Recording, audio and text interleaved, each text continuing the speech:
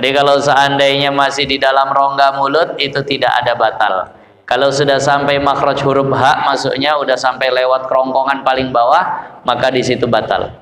Ibu-ibu yang mencicip makanan tak ada masalah. Nah, jadi tadi itu.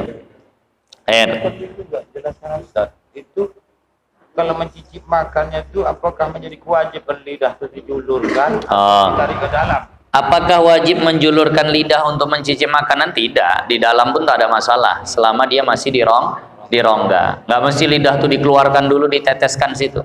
Dikecap-kecap pun nggak apa-apa. Tapi habis itu diludahkan. Jangan sampai jangan sampai ada yang masuk. Kalau sampai ada yang masuk nanti bahaya. Nah, ini. Nah, itulah pengertian puasa tadi itu. Jangan sampai ada yang masuk ke dalam tubuh melalui rongga terbuka. Tapi kalau masuknya tidak melalui rongga terbuka maka tak masalah. Nah, misal masuk sesuatu ke dalam tubuh tapi tidak melalui rongga terbuka. Apa contohnya? Suntik vaksin. Suntik itu kan masuk sesuatu ke dalam tubuh. Tapi masuknya tadi itu dari rongga tidak? Kan tak ada orang bersuntik lewat lubang hidung. Tak ada orang bersuntik lewat lubang telinga. Dari inilah kulit padat nih ditembuskan jarum ke situ. Maka ini tidak batal. Ini tidak membatalkan. Nah, dengan catatan kalau suntiknya itu suntik obat. Tapi kalau seandainya suntiknya itu suntik makan, seperti impus, ganti makan, ganti minum, maka batal. Nah, jadi kata ulama, idza kana lidawa, kalau seandainya untuk obat, maka tidak batal.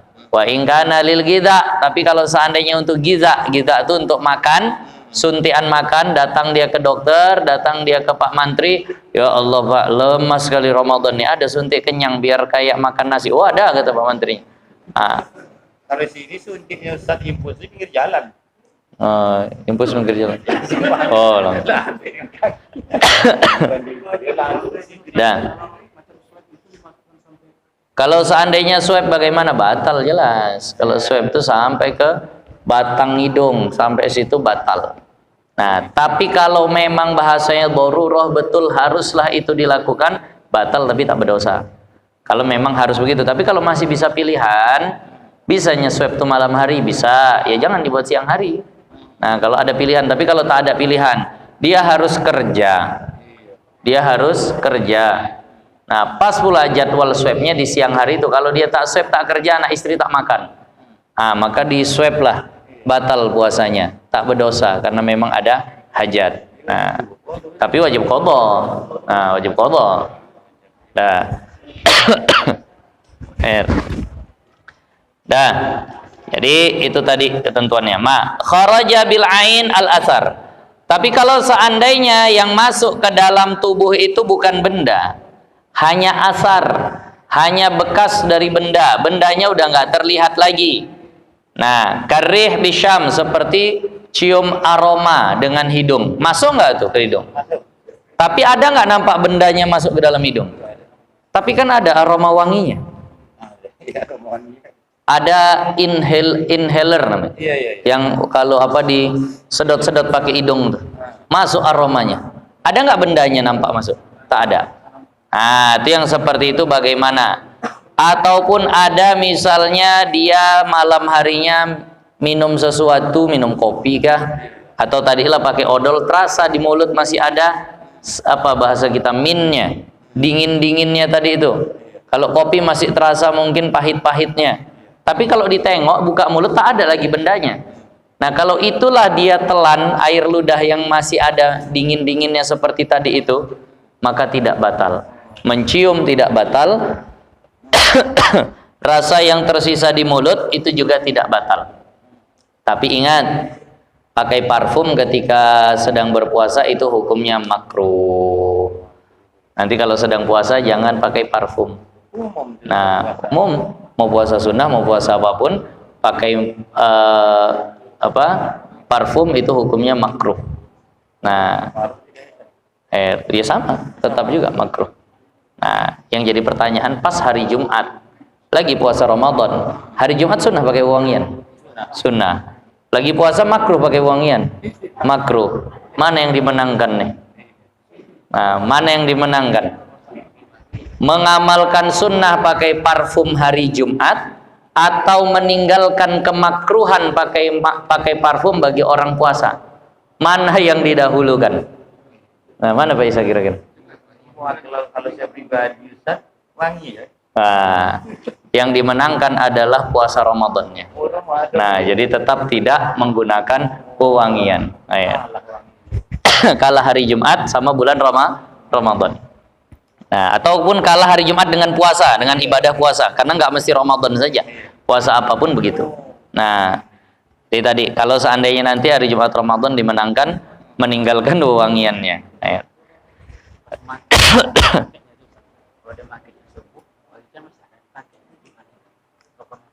kalau seandainya dia pakainya waktu subuh dan dia yakin bahwa itu akan tetap ada di waktu Jumat, nanti akan tetap wangi, tetap makruh, karena bahasanya memang tujuannya untuk tarkus syahwat, meninggalkan syahwat-syahwat. Nah, meninggalkan syahwat-syahwat, dan memang meninggalkan itu lebih tinggi daripada mengerjakan. Makanya ketika hari Jumat, kalau pakai parfum itu sifatnya mengerjakan. Sementara kalau ketika puasa itu sifatnya meninggalkan. Maka meninggalkan ini dia lebih derajat tingginya daripada mengerjakan. Nah, kalau kata Imam Ghazali, nah berpantang tuh lebih afdol daripada minum obat. Nah, kalau ada orang sakit, nah lebih baik dia berpantang tanpa minum obat daripada minum obat tapi pantangannya tetap dia lakukan. Nah, itu bahasanya.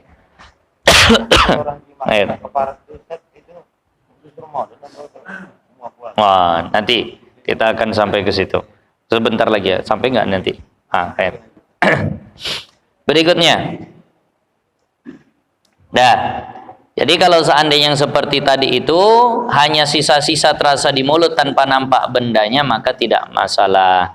Wabil jauf amma law dawa jurhahu alladhi 'ala lahmi saqi awil fakhis fa wasalat dawa ila dakhilil mukhi awil lahmi aw gharaza fihi hadida fa innahu la yuftir.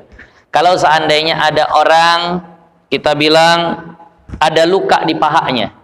Ada luka di pahanya. Nah, terbuka dia jadinya. Lalu ditabur obat di situ, itu kan jadi masuk tuh ke dalam tuh. Nah, kira-kira apakah itu membatalkan atau tidak? Maka hukumnya tidak membatalkan karena asalnya itu bukan rongga. Cuma karena terbelah jadi berongga. Jadi maka ini tidak membatalkan. Nah, berikutnya. Nah, mahallul iftar. Kharaja bil aini al asaru ka wusulir rih bisyami ilad dimag. Ini sudah tadi. Kalau seandainya masuk ke dalam otaknya wangi-wangian tadi, maka itu juga tidak batal walaupun terasa betul sampai ke dalam. Kalau pakai yang inhaler tuh terasa betul tuh kadang sampai ke dalam, beda sama parfum. Maka itu pun tidak membatalkan. Berikutnya. Di dalam kitab Bajuri tertulis walau wada'a fi famihi ma'an bila gharadin fasabaqahu aftara. Kalau ada orang berkumur-kumur dengan air tanpa ada sebab, tidak sedang berwudu, tidak bertujuan untuk membersihkan mulutnya dari najis, ini kumur-kumur aja kayak puasa anak-anak, haus kumur-kumur nih. Nah, lalu ternyata tertelan air ketika kumur-kumur, ketika meletakkan air di mulut tanpa ada tujuan kayak tadi itu, aftara, maka hukumnya batal. Nah, hukumnya batal. Nah, ada itu tadi. Al-hasilu annal qa'idata indahum anna ma sabaqa li jawfihi min ghairi ma'murin bihi yuftiru bihi. Perhatikan, ini penting. Kadang ada sebagian orang tak paham.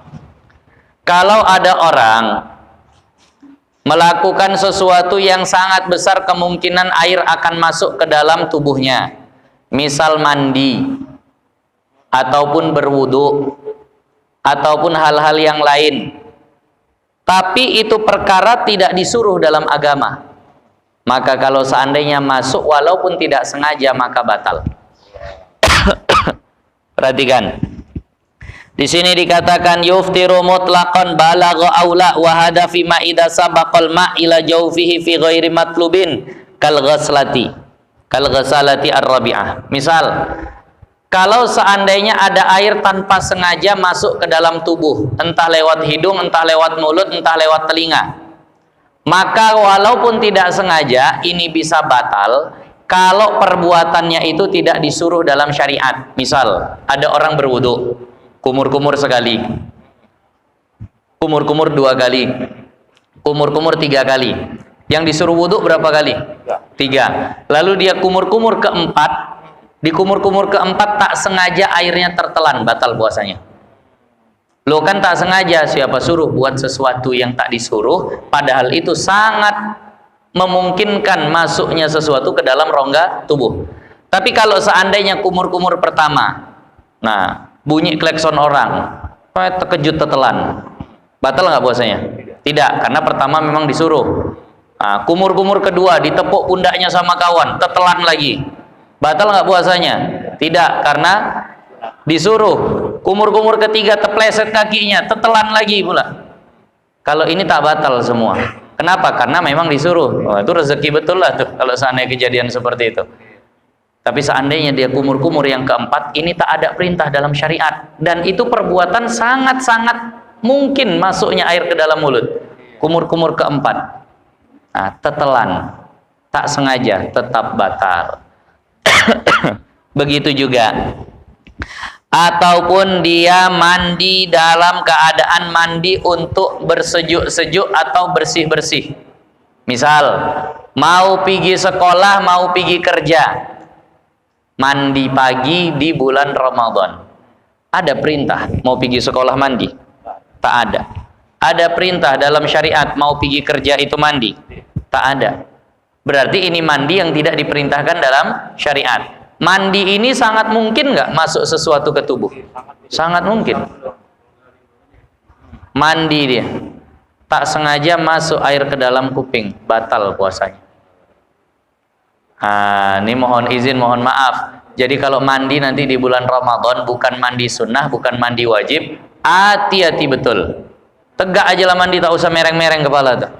Nanti kalau seandainya masuk air ke dalam telinganya, masuk air ke dalam hidungnya, wah tak sengaja, iya tapi mandimu itu tak disuruh, maka itu batal puasanya. Nah, jadi tadi dari bawah kemari lah. Nah, dari leher ke bawah. Nah, jadi kalau seandainya mau siram kepala pun hati-hati betul. Nah, kalau seandainya mau siram kepala, hati-hati betul, jangan sampai masuk air ke dalam kuping. Kalau masuk, batal puasanya, wajib diqadha. Nah, dah. Yuftiru in balagha hada fi ma idza sabaqahul ma fi nahwil matmadah wal matlubah fi nahwil wudu. Tadi memang kita bahas bahwasannya kalau wudu itu diperintah, kalau berkumur-kumurnya itu diperintahkan, mandinya itu diperintahkan, maka kalau seandainya masuk air kan tak batal. Kan itu tadi. Kumur-kumur pertama tak batal kalau seandainya masuk tak sengaja. Tapi ini kalau memang dia kumur-kumurnya itu dengan ukuran yang biasa, tapi seandainya kumur-kumurnya berlebihan, walaupun lah itu adalah kumur-kumur yang pertama, kedua atau ketiga, tapi kalau seandainya kumur-kumurnya berlebihan lalu masuk air ke dalam rongga tubuhnya, ke dalam kerongkongannya, batal. Tidak dianjurkan mubalaghah, berlebih-lebihan, berkumur-kumur bagi orang yang sedang puasa. Kalau sedang tidak puasa, misal besok subuh mau wudhu untuk subuh, itu dianjurkan mubalaghah. Kenapa? Sedang tidak puasa. Putar kanan, putar kiri, atas bawah, tegakkan leher, digoncang di pangkal leher, habis itu buang. Bagus tuh. Kalau seandainya tidak sedang berpuasa. Tapi kalau sedang berpuasa, disuruh kumur-kumur, tidak disuruh berlebihan. Seandainya dia berlebihan lalu masuk airnya, batal puasanya. Oh, ini kumur-kumur memang disuruh nih. Kumurlah dia sekali, putar kanan, putar kiri, lagi puasa nih. Atas bawah ditegakkan kerongkongannya, digoncang di situ, tetelan sedikit, batal. Loh kok batal? Kan ini memang disuruh, kumur-kumurnya disuruh, berlebihan macam begitu tak disuruh. Nah, bisa paham nih ya. Nah, berikutnya. Nah, lau tola al-fajru wa fi famihi ta'amun. Kalau telah masuk waktu subuh, sementara di dalam mulutnya ada makanan, lagi mengunyah, Allahu Akbar, subuh masuk, tapi belum tertelan nih, masih terkunyah saja. Nah, falam yabla' minhu syai'an, tapi tak ada yang tertelan sedikit pun, sahha saumuhu, maka sahlah puasanya. Sawaun torohahu, baik dia lemparkan seketika itu juga, atau dia tahan dulu agak lama baru dia lemparkan, nggak ada masalah, baru dia muntahkan, selama tidak ada yang masuk ke dalam. Nah, jadi kalau mana tahu kasus seperti itulah, lagi mengunyah tiba-tiba azan, nah jangan ditelan ke dalam, dibuang keluar. Nah, kalau ditelan ke dalam batal puasanya. Nah, kecuali tak sengaja. Nah, itu kalau di bulan Ramadan. Kalau seandainya terjadi hal-hal seperti itu, itu puasanya tak sah, tapi tetap dia wajib imsak sampai sore. Ingat ya, ini khusus bulan Ramadan, kemuliaan bulan Ramadan. Ada orang lupa niat puasa, dan dia tidak pakai niat sebulan penuh di awal. Begitu terbangun tidur jam 5:30 pagi, belum niat puasa, udah masuk waktu subuh, sah nggak puasanya hari itu? Tidak sah. Tapi dia tetap tak boleh makan, tak boleh minum sampai sore. Imsak namanya, menghormati bulan Ramadan. Begitu juga ada orang yang tersalah kayak tadi, dikiranya masih malam, tengoknya jam, oh bu aman bu, masih 4:30, makan, keluar anaknya dari kamar, ayah mak ngapain? Sahur. Apa sahur ya, udah jam 6 nih. Ya Allah, salah lah berarti jam ini. Berarti saat itu sah nggak puasanya itu? Tidak sah, karena nyata salahnya. Tapi tetap wajib imsak sampai sore, tak boleh makan, tak boleh minum. Begitu juga orang yang sengaja berbuka di siang hari tanpa ada uzur. Memang bandal, memang tak ada takutnya sama dosa. Sahur sudah, niat sudah, jam 9 pagi, nah tak tahan dia rasa, adalah dosa-dosalah, merokok dia, minum, makan. Setelah batal puasanya dengan merokok tadi itu, maka tetap wajib dia imsak sampai sore. Loh ngapain lagi imsak, udah batal? Itulah menghormati bulan Ramadan. Kalau dia makan lagi, dosa baru lagi. Dia minum, dosa baru lagi. Bukan berarti dia udah berdosa di pangkal, ini udah bebas makan minum, enggak. Tiap dia makan, tiap dia minum, itu dosa baru lagi terus.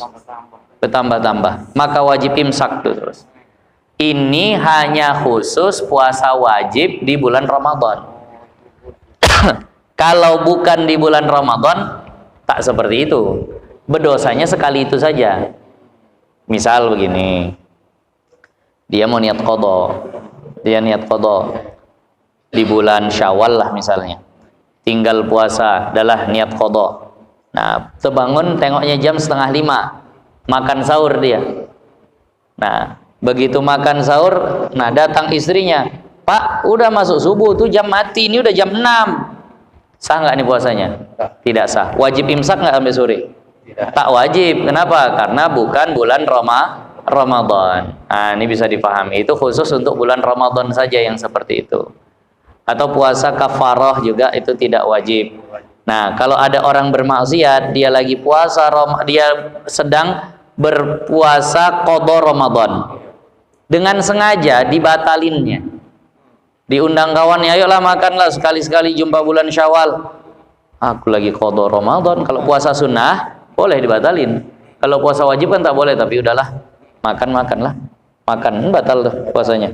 Berdosa. Dengan makan itu dia berdosa. Lalu kalau dia tambah makan lagi, berdosa lagi nggak? Enggak. Kenapa? Karena bukan bulan Ramadan. Nah, bisa dipahami. Jadi imsak sampai sore itu di bulan Ramadan saja. Nah. Tidak. Kalau bukan bulan Ramadan tak kena. Nah. Berikutnya, nah, la yadurru wusulul kuhli ilal halqi bisababil iktihal. Tidak masalah, tidak membatalkan kalau sampai sesuatu ke dalam kerongkongannya dengan meneteskan sesuatu di mata. Terkadang ada obat mata ditetes di mata, tak berapa lama terasa di kerongkongan, agak pahit. Berarti kan masuk tuh ke dalam. Maka ini tidak membatalkan. Kenapa? Nah, karena dikatakan li'annahu laisa fil aini manfadun maftuhun. Karena di dalam mata itu tidak ada rongga terbuka. Kalaupun ada, maka dia terlalu kecil sama seperti pori-pori. Kalau pori-pori kita minyai, meresap dia dari pori-pori tadi tak batal. Nah, jadi itu tadi, ini tidak membatalkan bagi orang yang puasa. Dah. Kemudian, ini mohon maaf, minta izin pembahasan agak kurang enak didengar tapi penting. Yambagil ihtirazu halatal istinja. Hendaknya seseorang itu berhati-hati ketika istinja, ketika dia sedang puasa, puasa Ramadan kah atau puasa yang lain. Kalau istinja ini hati-hati. Min dukhuli ba'dil usbu'i fid dubur au qubulil mar'ah. Berhati-hati dari masuknya jari ke dalam lubang dubur atau masuknya jari ke dalam kemaluan depan perempuan. Kalau istinja itu hati-hati, jangan sampai jari termasuk. Kalau jari termasuk berarti masuk sesuatu ke dalam tubuh melalui rongga terbuka. Nah, li'annahu muftirun in jawaza ma yajibu ghusluhu. Karena itu bisa membatalkan kalau dia memang sampai dalam. Tapi kalau cuma sampai luar saja, maka itu tidak batal. Nah, tadi. Tapi di sini ada bahasa. Lakin in tawaqqafa khurujul kharij ala idkhalil usbu'i fi duburihi adkhalahu wala fitra. Mohon maaf bahasanya. Kalau seandainya tak bisa keluar kecuali dengan dibantu dengan dimasukkan jari ke dalam situ.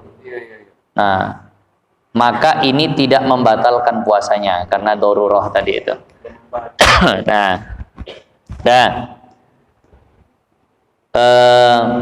Tak enak memang bahasnya, tapi sering pula kejadian. Tak masalah lah ya. Agak ditebal-tebalkan kupingnya.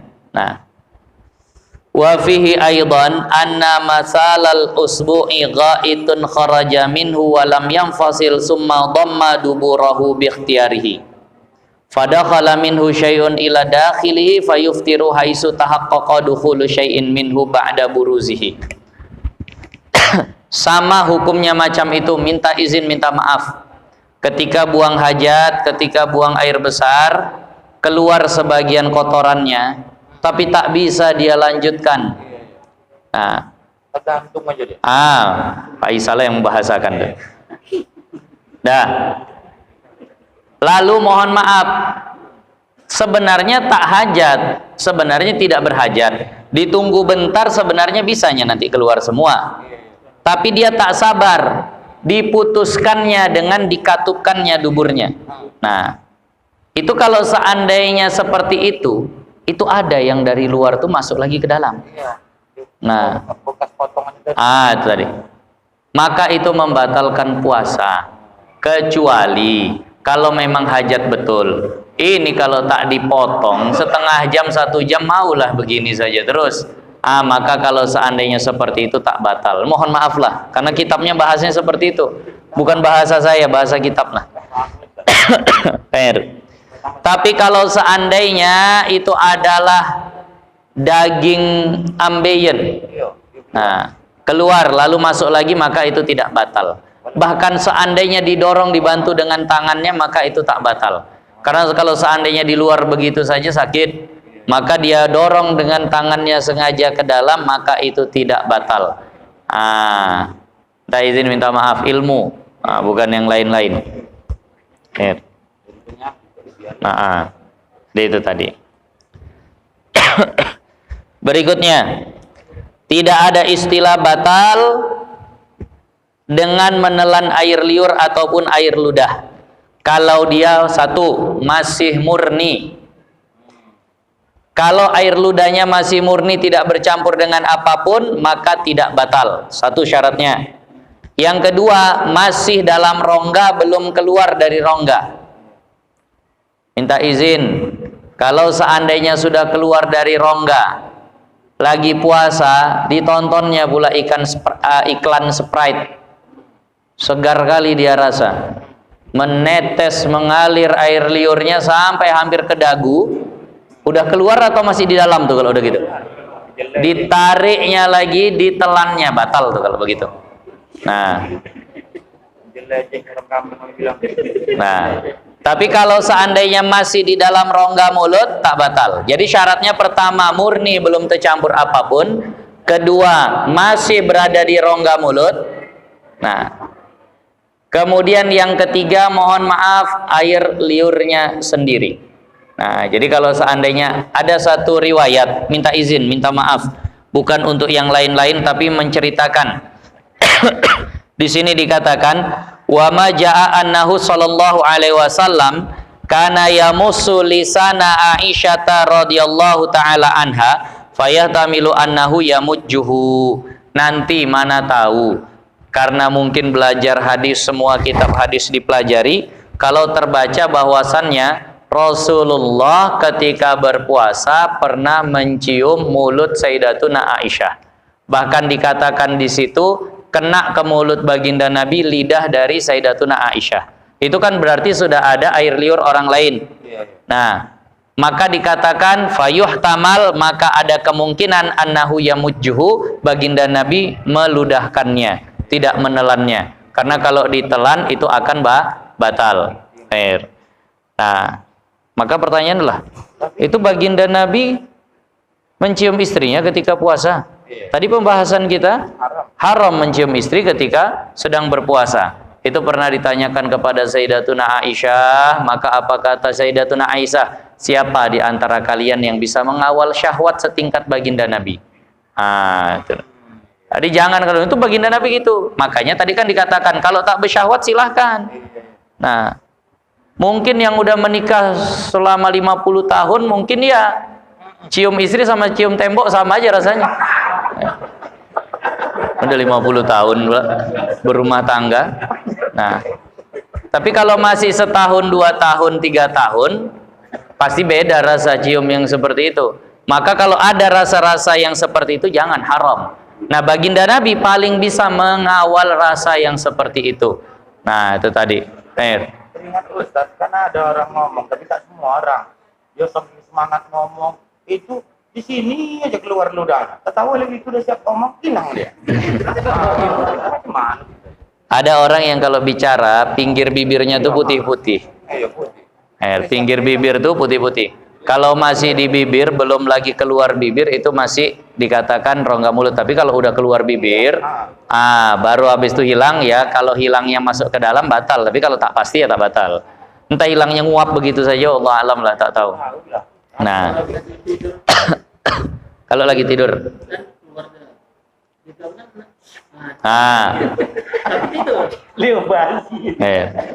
Lagi sholat Jumat, biasa tuh lagi sholat Jumat. Lagi sholat Jumat, dengarkan khutbah, tertidur. Disenggol sama kawan, bangkit, ditariknya. Pertanyaannya, ketika orang tidur tuh ingat nggak dia sedang berpuasa ketika bangun itu? Tak ingat, tak batal. Nah, dia saja lupa dia lagi berada di mana saat itu, apalagi sedang puasa. Nah, maka saat dia terbangun langsung ditariknya, ditelannya, insya Allah dia sedang tak ingat bahwa dia sedang berpuasa. Nah, itu tadi. Itu tak batal. Air. Berikutnya, nah, ada satu kasus. Tadi kan dikatakan bahwasannya kalau seandainya air liur itu sudah sampai di luar lalu ditelan lagi, batal. Bagaimana hukum dengan air liur yang menempel di siwak ataupun air-air yang ada di siwak? Kita kalau gosok gigi kan biasa itu basah. Basah mungkin karena disiram atau yang lain. Itu bagaimana hukumnya? Masuk ke mulut, bersatu sama air ludah, tertelan pula lagi. Maka dikatakan kalau basahnya itu tak bisa lagi diperas, maka dimaafkan. Nah, tapi kalau basahnya itu masih bisa diperas, itu menetes, itu jangan sampai masuk. ke mulut. Kalau dia basahnya itu tak bisa lagi diperas airnya, artinya memang sudah lembab lah, bukan lagi mengandung air yang bisa terpisah daripada bulu sikatnya, lalu itu kita gosok kan, tertelan, maka tidak masalah. Tapi kalau masih banyak airnya di situ, disitulah tak boleh. Nah, itu tentang masalah siwak tadi, air. Jadi air ludah sudah juga dibahas karena ini banyak kejadian. Nah, kalau seandainya ada seorang yang seperti itu, maka ini udah tahu hukumnya. Air ludah yang tak batal tadi syaratnya tadi murni, kemudian masih di dalam belum keluar, kemudian yang ketiga air ludahnya sendiri. Saya kemarin ditanya sama seseorang, tapi pertanyaannya itu ya pertanyaan yang mungkin tak tergambar. Itu pertanyaan orang baca kitab, entah mengetes entah bagaimana lah. Yang nanya memang orang, ya saya tahu itu memang ada pembahasan di kitab. Ustadz, saya bahas tentang puasa. Ada orang dia makan atau ditelannya lah benang, ditelannya benang, separuh sudah di dalam, separuh masih di luar, lalu masuk waktu subuh. Itu bagaimana lah hukumnya Ustaz? Nah, ya kalau kita sekarang mungkin bukan benang lah, mungkin bukan benang, mie lah bahasanya mie. Nah, mie-nya panjang, ditelan masih separuh, azan subuh, sisa di luar, atau sisa dalam. Nah, itu bagaimana Ustaz supaya puasanya tetap sah? Ya, kalau seandainya memandang puasa, dia tarik keluar maka batal puasa karena hukumnya sama seperti muntah dengan sengaja. Nanti di antara perkara yang membatalkan puasa adalah muntah dengan sengaja. Tapi kalau dia telan semua, ya hukumnya juga batal karena hukumnya hukum makan. Kalau dibiarkan, memandang puasa tak apa-apa, tapi nanti memandang sholat jadi masalah. Kenapa? Menanggung sesuatu yang berhubung dengan najis yang ada di dalam sini. Nah, itu jadi kasusnya bagaimana pertanyaannya. Saya waktu ditanya gitu, sebenarnya udah tahu yang nanya nih jawabannya. Kalau dia tahu kasusnya begitu. Maka jawabannya, ketika dia tidur ataupun dipaksa orang lah bahasanya, itu ditarikkan orang dalam keadaan dia tidak sadar, maka itu tidak batal karena hukumnya nanti bukan ikhtiar dia. Nah, jadi kalau seandainya seperti itu pas tidur tarikkan, atau pas dia lagi seperti itu datang istrinya, datang suaminya, tarikkan. Jangan ada perintah dari dia, jangan ada ikhtiar dari dia. Kalau itu tak batal. Itulah caranya. Nah,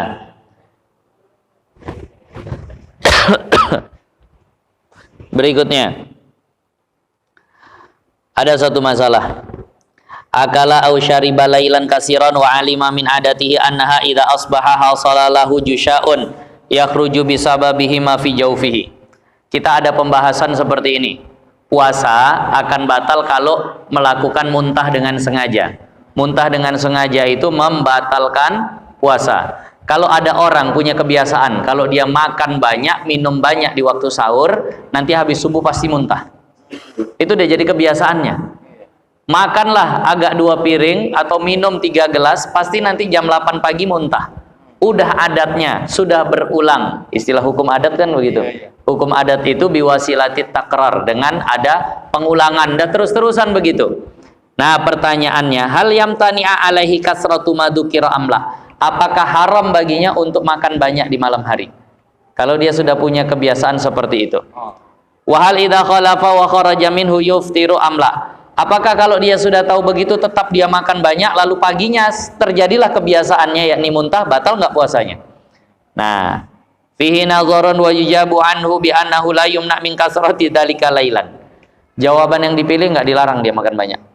Nah, jawaban yang dipilih tidak dilarang dia makan banyak. Wa idza asbaha wa hasala lahul jusa' al madhkur, nah yalfizuhu wa yaghsilu fahu wa la yuftir. Dan kalau ternyata di pagi hari betul dia termuntah, muntahnya kan nggak sengaja, nah maka tidak batal puasanya. Nah, jawabannya gitu, walaupun udah jadi kebiasaan.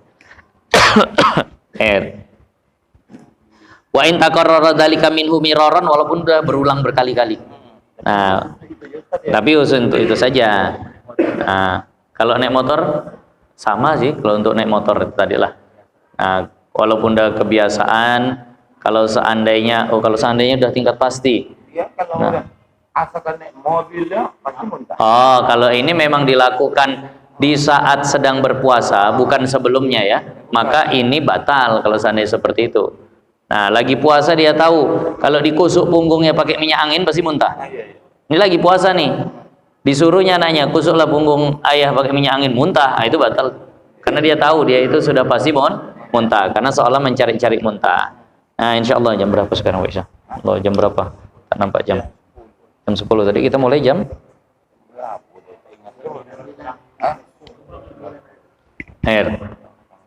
Berikutnya sedikit lagi tentang jima. Jima itu membatalkan puasa. Jima membatalkan puasa.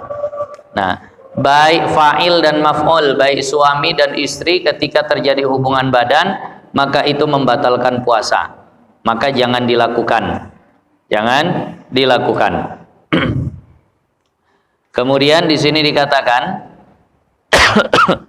jima itu membatalkan puasa dan akan menyebabkan banyak perkara nanti. Nah, di sini dikatakan jima kalau seandainya dilakukan ketika sedang berpuasa, pertama ketentuannya puasanya batal. Yang kedua, berdosa besar. Yang ketiga, wajib mengqadha.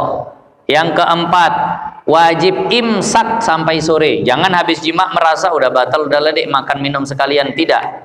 Tetap wajib imsak sampai sore, sampai maghrib.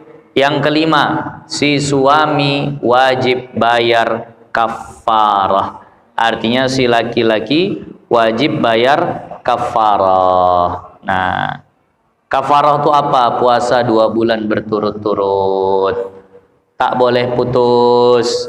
Kalau putus karena sakit, maka tetap harus diulang dari awal.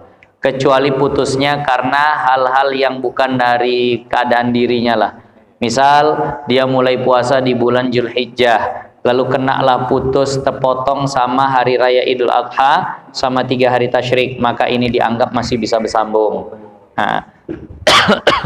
Tapi kalau terputus dengan sebab sakit, maka harus ulang dari awal.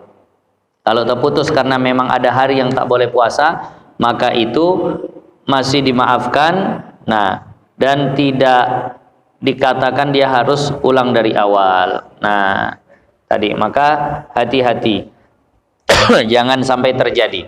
Tapi yang wajib kafarah itu pertama kalau seandainya puasanya puasa Ramadan. Di bulan Ramadan. Kalau seandainya puasanya itu bukan puasa Ramadan, puasa kafarah atau puasa nazar, melakukan hubungan badan di siang hari Ramadan, maka berdosa tapi tidak wajib kafarah karena bukan puasa Ramadan. Atau puasa Ramadan tapi bukan di bulan Ramadan, dia qadha.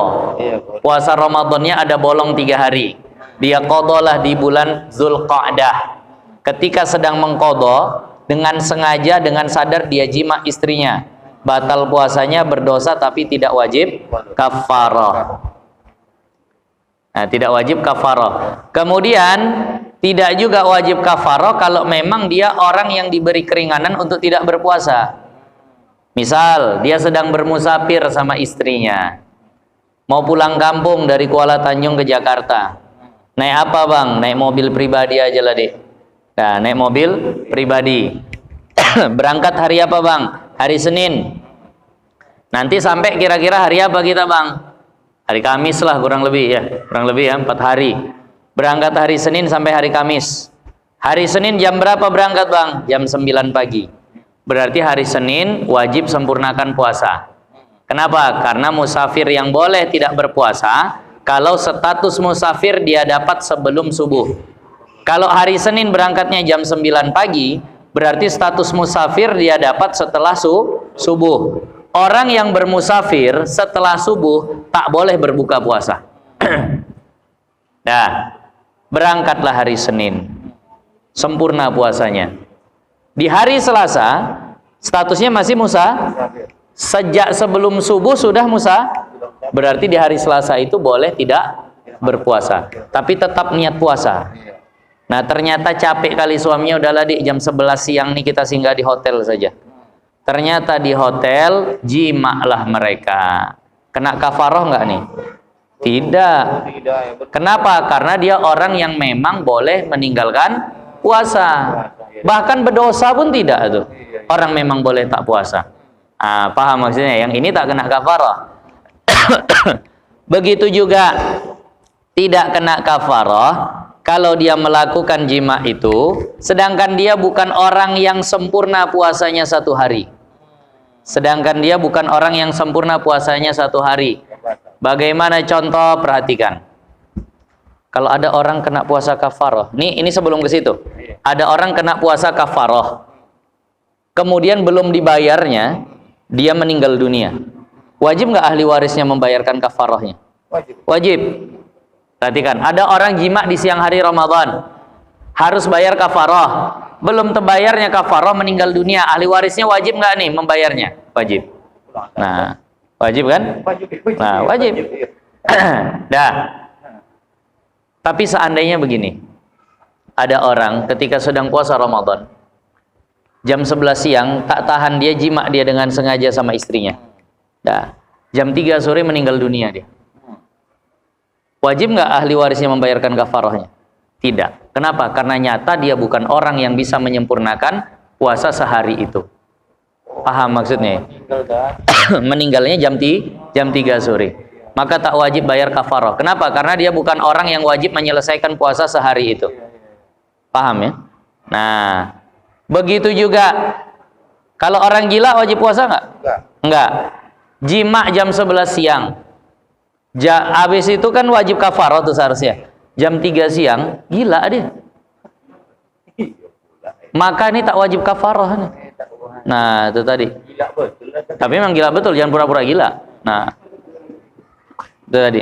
Misal tak ngerti dia pula dia hukumnya. Padahal tinggal di tengah-tengah ulama tapi tak ngerti hukum. Nah, dipaksanya istrinya jima, akhirnya terjadilah perbuatan tadi. Nah, habis itu kata istrinya, "Bang, berdosa lah kita nih, udah cemana lah dik, tak tahan lagi ya bang." Nah, selamping berdosa, abang juga wajib bayar kafaroh. Apa kafaroh itu dek? Kafaroh tuh bang, abang harus puasa 2 bulan berturut-turut. Wah, membayangkan itu stres dia, depresi, gila dia saat itu juga. Nah, udah lepas kafarohnya. Misal kejadian sajalah seperti itu. Nah, kenapa? Karena nyata dia bukan orang yang ahli untuk puasa 1 hari itu. Nah, kalau seandainya jadi murtad tidak. Kenapa? Karena memang bahasanya dia dibebankan untuk hukum syar'i dengan yang sebab itu tadi. Khair.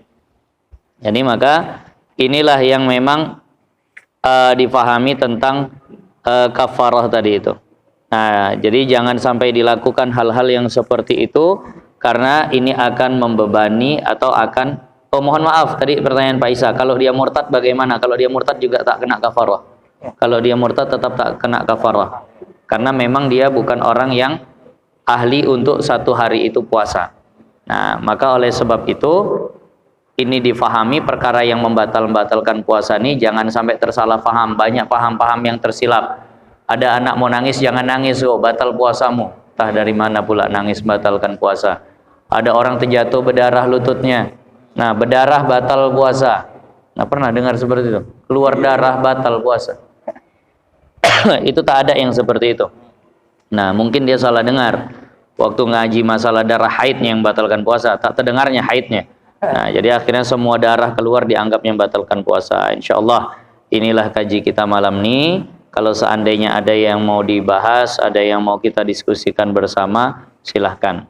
Nah, ya. Ini penting lah. Kadang-kadang anak yang belum balik itu kan selalu puasa, tapi belum balik. Jadi laki-laki yang perempuan, kalau nggak salah dulu udah jelaskan, tapi ada juga yang lupa. Mana tahu nanti tak ada kejadian seperti itu. Usia membaik, saya tahu di bulan Ramadan itu balik ke dia. Itu bagaimana? Kalau kita punya anak kecil, Tanda Bali ini dulu, Nah. datang gitu. kalau kita punya anak kecil, kemudian usianya udah 7 tahun, maka orang tuanya wajib nyuruh dia. Anaknya belum wajib puasa, tapi orang tuanya wajib nyuruh dia puasa. Usia 10 tahun, kalau tak mau dilatih puasa, dipukul. Nah, ini ada anak usianya udah 13 tahun. Nah, dia bilang, "Mak, aku puasa sampai jam 2 aja lah, ya terserah kau lah, yang penting kau mau latihan." Nah, yang penting kau mau latihan. Aku sampai jam 2 aja, oke, kata mamanya. Dah, puasalah dia, sahur berniat. Ternyata jam 11 siang, tidur anak laki-laki nih, yang usianya 13 tahun tadi. Terbangun jam 12, dalam keadaan junub. Berarti kan balik dia nih. Berarti dia balik. Maka ketika dia balik dalam keadaan sedang berpuasa, wajib sempurnakan puasanya, tak boleh buka. Nah, wajib sempurnakan puasanya, tak boleh buka. Tapi kalau seandainya dia sudah buka sebelumnya, nah, dia puasa mau sampai jam 2. Ya, jam 2 itulah dia buka. Tidur jam 3, balik dia jam 4. Nah, ini sunnah aja imsak. Tak wajib. Kalau seandainya memang sudah buka dia. Itulah.